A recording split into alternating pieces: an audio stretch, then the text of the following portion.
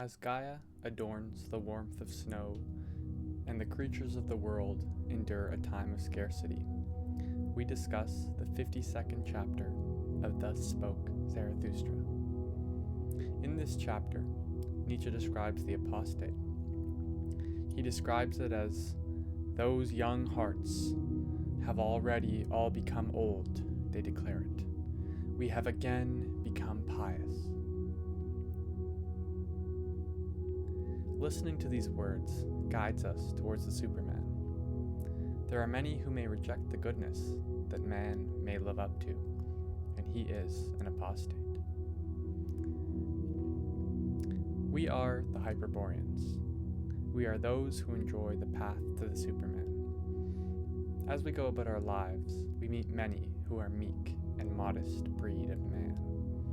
He has condemned himself to the path of what is against the good of man and of mankind. These weak men reject the divine calling which Zarathustra shares onto us. He says, "Ever are there few of those whose heart have persistent courage and exuberance, and in such remains also the spirit patient. The rest, however, are cowardly. The rest, these are the great majority, the commonplace, the superfluous, the all too many. Those are all cowardly. Him who is of my type will also the experience of my type meet on the way, so that his first companions must be corpses and fools." We see that the path to the Superman, to eternal glory and salvation for mankind, is one which is built on the bones of those who came before us. Our first companions will indeed be the corpses and fools of our realm, who trod the path we follow.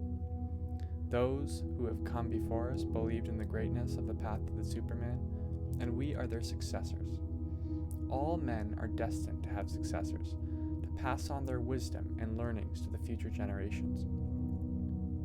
And those who fail will leave behind no trace of their legacy. Always there is a forecomer, a genesis, and always is there a successor, which we will pass the journey of our success onto. When we walk the path of the Superman, the bones of our ancestors and of our leaders and our inspirations will pave that path. As in the words of the famous Will Allen Drumgoole, "There followeth after me today a youth whose feet must pass this way, this stream that has been a joy to me. To the fair-haired youth might a pitfall be, he too must cross in the twilight dim. Good friend, I am building the bridge for him." As in these words, we each follow the path that our fathers, our mothers, and their own laid out for us. It is not only by our merit that we become the Superman, but by the eternal love of mankind that we may even venture to this path. These first companions Zarathustra names are those we find along the way, but the second companions are not so much the same. Zarathustra says, "His second companions, however, will be a living host, with much love, much folly, much unbearded veneration. To those believers shall he who is of my type among men not bind his heart. In these spring times and many-hued meadows shall he not believe. Who knows the thickly fainted heart, human species? Could they do otherwise? Then would they also will otherwise. That half and half spoil every whole, that leaves become withered. What is there to lament about that?" As Nietzsche tells us, the apostate who rejects divinity and faith is a man whose bosom is left empty and victim to the forces of the world. All men seek guidance, all groups of men seek to be guided, and he who takes upon himself the mantle of a guide is he who has proven himself supreme over the whole. No matter where you look, those who assert their authority may not be those who are responsible for any particular matter.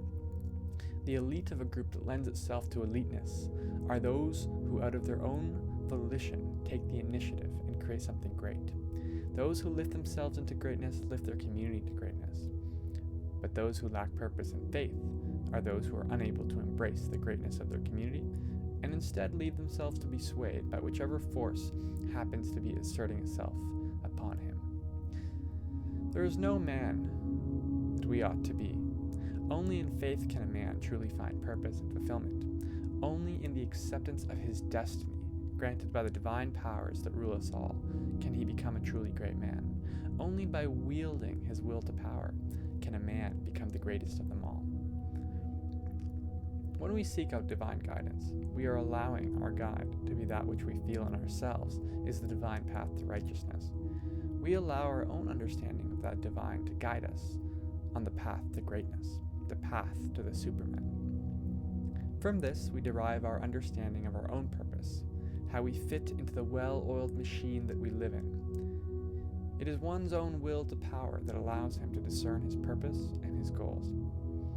Those who reject this power allow into themselves instability, the lack of faith in their own ideas and their own actions.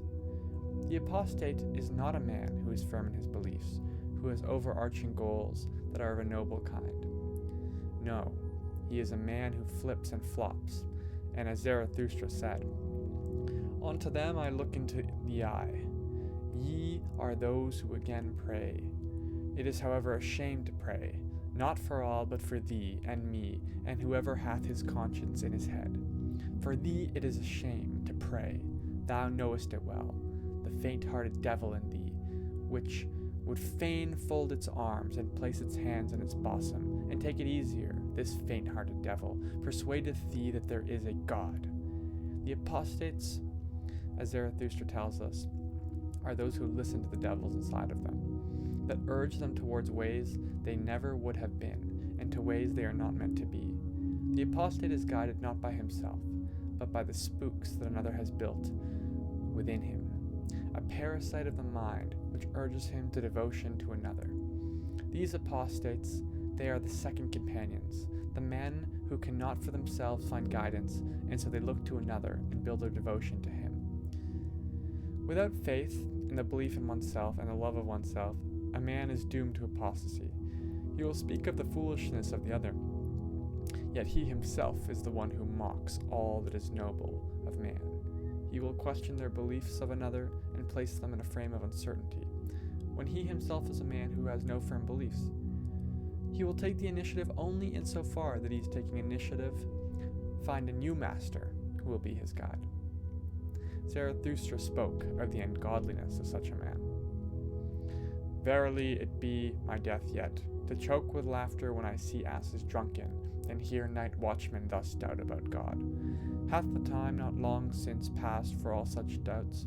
Who may nowadays awaken such slumbering, light-shunning things? With the old deities hath it long since come to an end.